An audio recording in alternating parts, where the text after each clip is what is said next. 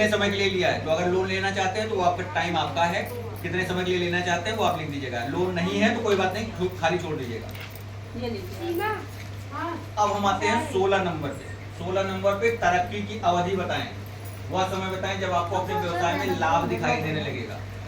यानी अगर आप 20,000 लगा रहे हो चाय की दुकान पे तो लाभ कब तक मिलेगा। तो अब सोचो कि अगर मैंने पहले दिन बताया नहीं बताया था, मैं अभी फिर बता रहा हूँ। जो सिलाई वाले हैं है ना, सिलाई सेंटर चलाते हैं, वो अगर रिपेयरिंग का काम करेंगे तो साल में कितना कमाएंगे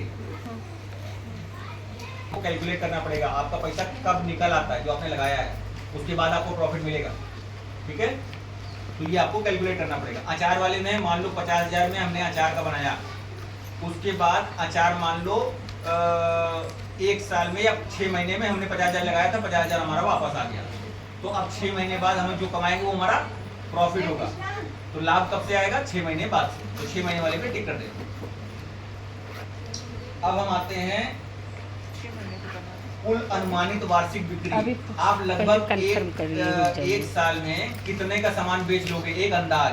जो कर रहे हैं उनको तो पता ही है, लेकिन जो नहीं कर रहे हैं वो अंदाजे लिखेंगे ना कि हाँ इतना तो लगभग बिकी जाएगा। जैसे मैंने 20 रुपए का उदाहरण दिया कि 20 रुपया डेली अगर हम समस्या और समाधान, इसी में ज्यादातर 80% ग्रांट इसी से वापस जाती है, केवल समस्या और समाधान। और जबकि ये सबसे सरल, इसमें तो कुछ करना ही नहीं है और इसी में ग्रांट वापस जाती है। करना क्या होता है, आपको ये आइडेंटिफाई करना है कि मैंने समस्या और अवसर बताया था कि नहीं, है ना, कि किसी की समस्या किसी के लिए अवसर हो सकता है ना, वही यहाँ लिखना है।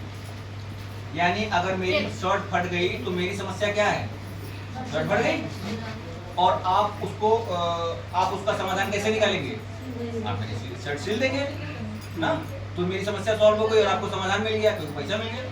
तो यही चीज है, आप अपने बिजनेस से लोगों की कौन सी समस्या का समाधान कर रहे हैं उसका डिटेल लिखना है। तो समस्या उनकी क्या थी और वही समाधान है। जैसे मान लो अचार की बात करें, अचार से आपका बिजनेस अचार है, अब अचार से लोगों की कौन सी समस्या है, उनको लोगों को सही अचार नहीं मिलता, उनको वैरायटी वाला अचार नहीं मिलता, उनको क्या बताओ। आप मान लो चाय की दुकान खोलते हैं, ठीक है, या आपकी सिलाई सेंटर है। अब क्या सिलाई सेंटर पे अंबानी आएंगे क्या, नहीं आएंगे ना। अच्छा, यहाँ पे इस एरिया में मान लो तेलियागंज में जो सबसे अमीर आदमी होगा, क्या वो आपके यहाँ सिलाई कराने आएगा क्या, नहीं आएगा ना। यानी ना सीधी सी बात है यार, जो सबसे बड़ा कमा रहा होगा, जिसके यहाँ लाखों करोड़ों रुपए टर्नओवर होगा, वो आपके यहाँ सिलाई करने आएगा क्या, वो तो जाएगा सिविल लाइन ना, क्योंकि नाम है, उनको ब्रांड चाहिए। ठीक, तो आपके ग्राहक कौन होंगे, मध्यम वर्गीय और निम्न वर्गीय। उसके बाद आप अपने प्रोडक्ट को बेचने के लिए किन तरीकों का इस्तेमाल करेंगे, सारे तरीके मैंने बताए थे ना उस दिन, कि प्रोडक्ट को कैसे बेच सकते हो, ऑनलाइन कैसे बेचोगे, ऑफलाइन कैसे बेचोगे, और क्या क्या करोगे, गूगल व्यवसाय करोगे, तब था ना मैं लिखा था। उसी के हिसाब से आपको लिखना है कैसे कैसे क्या क्या तरीके हो सकते हैं बेचने के। उसके बाद आपका उद्योग या सेवा आपके प्रतिद्वंदी से कैसे अलग होगा। अब सिलाई सेंटर तो मान लो बगल में भी, यहाँ पे भी चल रहा है, सामने मैं अभी देख रहा था पहले दिन, सिलाई सेंटर वहाँ है। मान लो यहाँ सिलाई सेंटर खुल गया तो वहाँ में और यहाँ में क्या अंतर है, ये आपको लिखना है। अब इसमें हम कैसे बता दें, तो इसमें भी आपकी ही तारीफ भी लिखनी है, अपने काम की तारीफ लिखनी है। कभी आपने किचन में कभी खाना खराब खाना बनाया क्या, क्यों, ये तो आपके हस्बैंड ही बताएंगे कब खराब था ना? तो लेकिन आप लोग नहीं कहोगे कि हमारा कभी खराब था, क्योंकि खाना आपका है।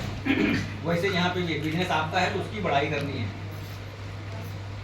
अब आप अपने व्यवसाय में ऐसा क्या करना चाहोगे जिससे आप अपने ग्राहकों के मन को जीत सको। अच्छा ये बताओ, कुछ ऐसे लोग होंगे ना जो एक पर्टिकुलर जगह पे ही जाके चाट या फुल्की खाते हैं, खाते ना, चाट फुल्की सभी लोग खाते हो। अगर वहाँ गए हो तो जरूर वहाँ की चाट फुल्की जरूर खाओगे। क्यों खाते हो वहाँ की, अच्छा लग रहा है ना, क्योंकि वो दुकान आपके मन को जीत लिया है। ठीक है ना, आप कहीं भी उसके आसपास भी रहोगे तो भी गाड़ी घूम जाएगी, चलो यार जरा हो क्या है। क्यों, क्योंकि उसकी अच्छाई है, उसके प्रोडक्ट में अच्छा कुछ तो अच्छा होगा, तभी आप वहाँ खींचे चले जा रहे हो ना। वही यहाँ पे लिखना है कि आपके प्रोडक्ट में ऐसा क्या है जो कस्टमर खींचे चले आए आपके पास, समझ रहे हो। उसके बाद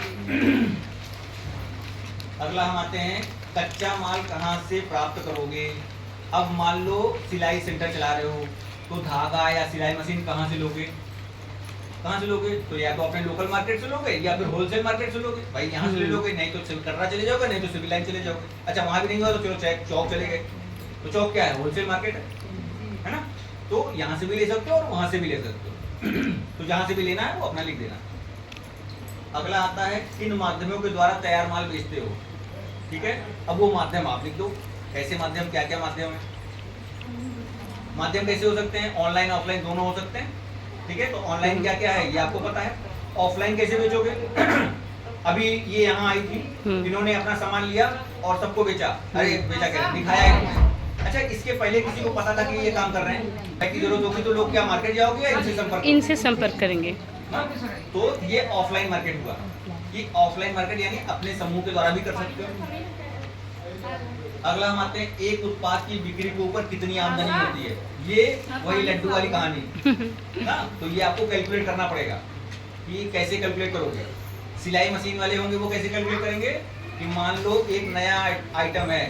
ठीक है, एक नया आइटम, मान लो एक बच्चे की फ्रॉक बनानी है, तो फ्रॉक पे कॉस्ट कितनी आ रही है और फ्रॉक मार्केट में कितने की बेचोगे, यही कैलकुलेशन है। बाकी जो खाने वाले हैं वो तो बता ही दिया था, लड्डू वाला कहानी। व्यापार वृद्धि की क्षमता क्या है, ये आखिरी पन्ना है, ये समझ लो। व्यापार वृद्धि की क्षमता क्या है, इसे कैसे माप सकते हो?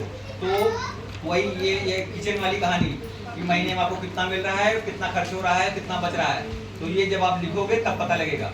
यानी इसमें क्या लिखना है, एक लाइन वार्षिक लेखा जोखा के हिसाब से आप कर सकते हो। बाबूजी को आने दो, थोड़ा जगह दे दीजिए। उसके बाद बाएं हाथ पे यहाँ पे आपको अपना साइन करना है। ठीक है, यहाँ पे आपको अपना